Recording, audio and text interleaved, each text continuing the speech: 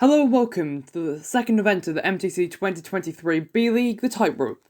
We just saw this event, of course, in the main league, and now, after the team struggled there, the B-League teams are going to try and show why they are just as good, if not maybe even better, which is what last season in this event, with some absolute domination from the B-League teams compared to the main league scores. Should be an interesting one to see. See, with the order being in reverse championship order for these teams, so our championship leaders, the Butterflies, will be going last. Of course, this event, an MTC Classic. And now we're going to see the standings in just a second. There we are. Butterflies are the leaders, of course, with the Green Jungle second and the Birds of Prey following. Looking towards the back, Greyhounds Team McDolphin. Now see our demonstration run from the Ambitious Wanderers. It's not very good. Not that it really matters. They're just here to demonstrate to the fans. And for you, just have a little see how this classic event goes. The Greyhounds then, bottom of the standings, will go first. They've had a bronze in this event last B-League, so hoping to try and repeat that, but it doesn't look so good. One gets quite far, but the other three all go around sort of low 20s, maybe even below that.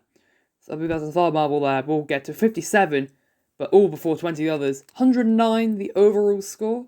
Not going to be great.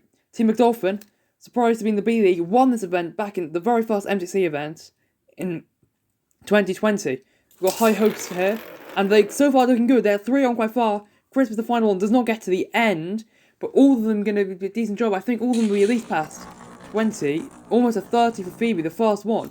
2 past 50, and to around the high 60s, 65, 182 for Team McDolphin. That's the second best tightrope score we've seen.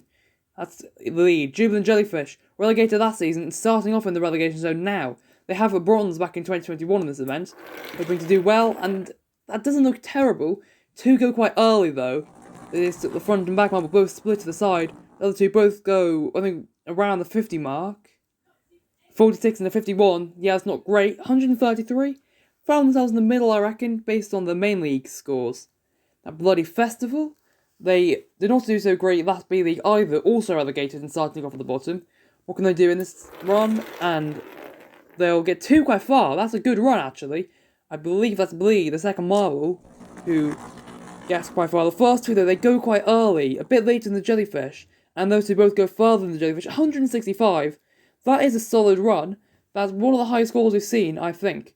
We've got a podium shot, maybe. The Red Ralliers, terrible qualification rate, given their original team who hasn't competed since then. It's been downhill, and that is also a poor run. Really poor, in fact. Really not what the Red Rallies needed, sitting just 1 place above the relegation zone.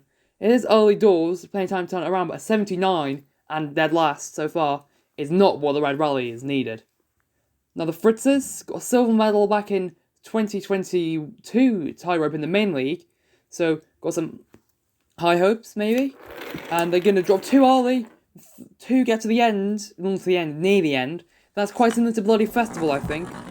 So they both go low 20s. I feel like top 2 might have not quite got as far as the Bloody Festival, and yes, they are 153 third place, a bit off the Bloody Festival, but still a provisional podium. Team McDolphin then, after half of the runs, lead Red Rallies out. You can see how much further they are. That's 30 centimetres behind the Greyhounds, who themselves are quite poor. Consolations, we're hoping to slot in towards the upper end of that. The team traditionally find themselves towards the middle of the results. And this is also looking quite middling. Yeah, no one will get past 60. Interesting divide there, that final marble just sticking out further back. And it does work. I think they may possibly get the farthest of anyone. 55, 150, just behind the Fritzes in 4th place. Not bad for the Constellations, but once again, the mid-pack. Powerful Pearls, second in both tightrope in the B-League and the overall last season. Disappointed not to qualify after a good opening season for them. What can they do? Trying to replicate last season. And they are going to do well. They're going to get 3 quite far. That's around the 70 mark for, I believe that might be Perlu. The first one goes quite early, though. This might not challenge Team McDolphin. I'm not sure whether they've got quite as far. No, 60 is the highest, which is around Team McDolphin, but 166, only just a second over Bloody Festival. Still, that is provisional podium for the Powerful Pearls. They'll be happy with that. Colgate Club, another team with a previous tightrope success, 4th in 2020, 3rd in 2022.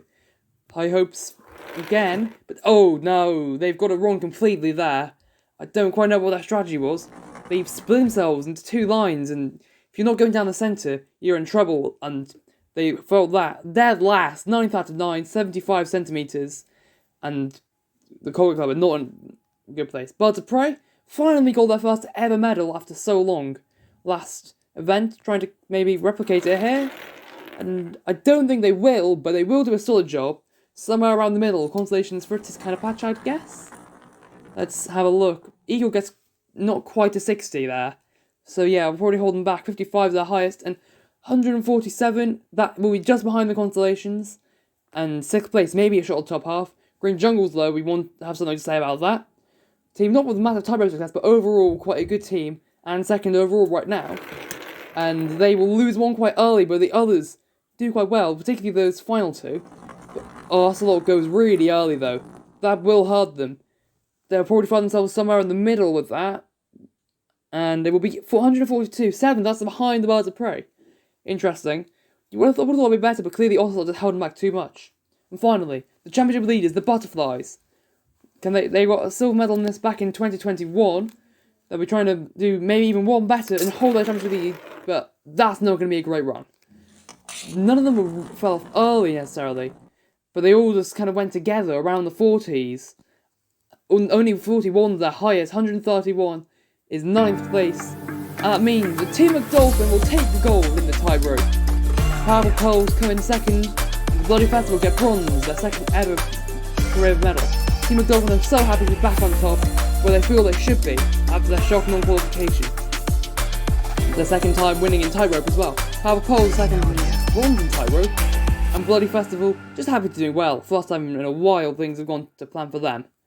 Be interested to see how it's affected the standings, with, say, further down the standings. Fritz's Constellations, Birds of Prey did hold on to the top half, while the back, Red rather than Constellations, well off from anyone, while it's poured off the Greyhounds again, after finishing dead last in the first event. They will not be liking that. Butterflies will actually hold the championship lead, with an exact tie between Green Jungles and Powerful Pearls just 1 point back. Team McDolphin and Birds of Prey are both on 16, 1 point back from those two. And Fritz's Constellations Bloody Festival all close as well. Court Club fall into relegations though, along with the Jellyfish, Red Rallies, and then the Greyhounds remain in last, which is not what they would have hoped for. Thank you all for watching. The next event will be the swimming in the main league, followed by the sprint, also in the main league, which will have a B-League equivalent too. Thank you all for watching though, hope you enjoyed, and we'll see you all next time. Goodbye.